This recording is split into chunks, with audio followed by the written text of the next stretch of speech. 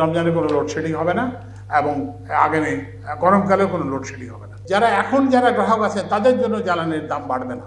গরমকালে স্যুট পরার দরকারটা কি, প্রয়োজনীয়তাটা কি? আপনি কি স্যুট না পরলে আনস্মার্ট হয়ে যাবেন? তো ওই জন্যে আমাদের কিন্তু জ্বালানির যে আমরা একটা মনে রাখতে হবে, আমরা একটা জ্বালানির সংকটের মধ্যে আছি।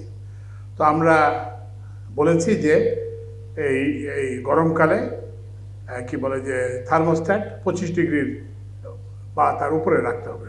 আপনি দেখছেন এটা তো কোয়াইট কমফোর্টেবল টেম্পারেচার। আমাকে নিয়ে একটা কার্টুন একটা মেমে বেরিয়েছে যে আমি লাইন কেটে দিচ্ছি 25 ডিগ্রির বেশি। মালয়েশিয়া একই টেম্পারেচার সেট করছে। মালয়েশিয়া তো বিদ্যুতের অভাব নেই। মালয়েশিয়াটা সেট করছে তাদের কার্বন ফুটপ্রিন্ট কমানোর জন্য। তো ওই জন্য জ্বালানি, আমাদের যে জ্বালানি এবং বিদ্যুতের যে সংকট, সেটা থেকে উত্তরণের প্রধান উপায় হচ্ছে আমাদের আচরণগত পরিবর্তন করতে হবে। তো আশা করি এইখানে যে আজকে যে এই থার্মোস্ট্যাট 25-এ সেট করা হলো, সব অনুষ্ঠানের জন্য এটা ফিক্স করতে হবে 25-এ। আমি বিজিএমের অ্যাডমিনিস্ট্রেটরকে এই জন্য অনুরোধ জানাবো এবং এইভাবে যদি আমরা সবাই করি তাহলে আমরা কিন্তু রমজানে কোনো লোডশেডিং হবে না এবং আগামী গরমকালেও কোনো লোডশেডিং হবে না। কারণ আমাদের হচ্ছে শীতকাল এবং গরমকালের যে পার্থক্য, বিদ্যুতের চাহিদার যে পার্থক্য, সেটা প্রায় 7 থেকে 8,000 মেগাওয়াট।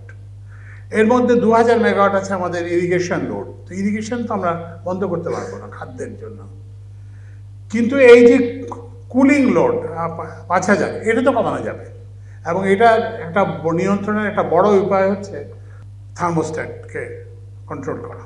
দ্বিতীয় কথাটা যে রিনিউয়েবল যে অনেক কথা হচ্ছে, কিন্তু সেমিনার হচ্ছে, আমিও এই অনেক অনুষ্ঠানে এরকম প্রধান অতিথি হচ্ছে, কিন্তু কাজ হচ্ছে না।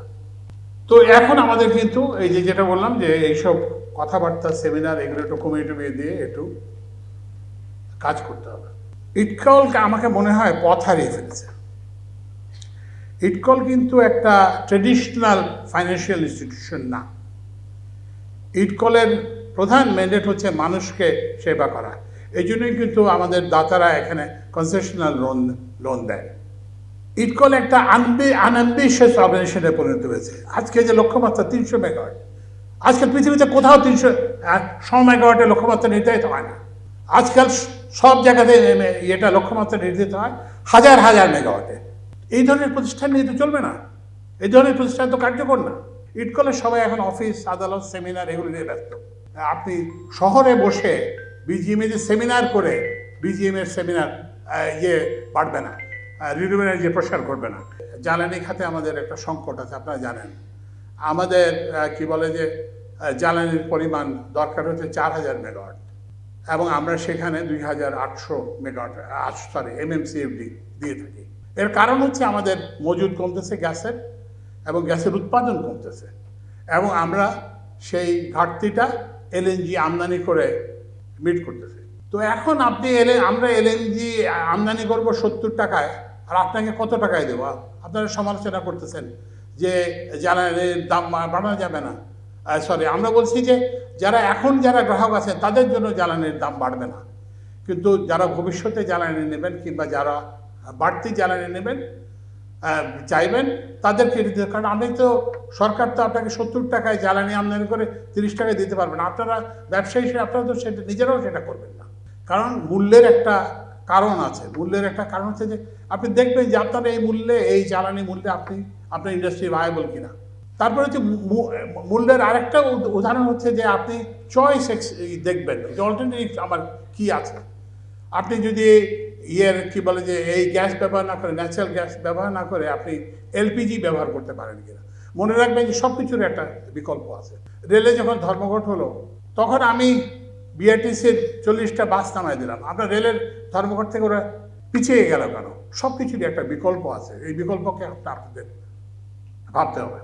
এখন আমাদের জ্বালানির পরে বিদ্যুতের খাতেও একই অবস্থা। আমাদেরকে ক্রেতারা আমাদেরকে বিদ্যুতের জন্য দেয় 8 টাকা 90 পয়সা, আর আমরা যে গড় কেনা এটা হচ্ছে 12 টাকা এবং বিদ্যুৎ খাতের সাবসিডি হচ্ছে 42,000 কোটি টাকা। বিদ্যুৎ এবং জ্বালানি খাতের যদি সাবসিডি এটা প্রতি হচ্ছে ৩,০০০ কোটি টাকা। তো এই ৩,০০০ কোটি টাকা তো অন্য জায়গায় দেওয়া যেত, শিক্ষায় খরচ করা যেত, স্বাস্থ্যে খরচ করা যেত, যেখানে এটা প্রয়োজন, আরও বেশি প্রয়োজন।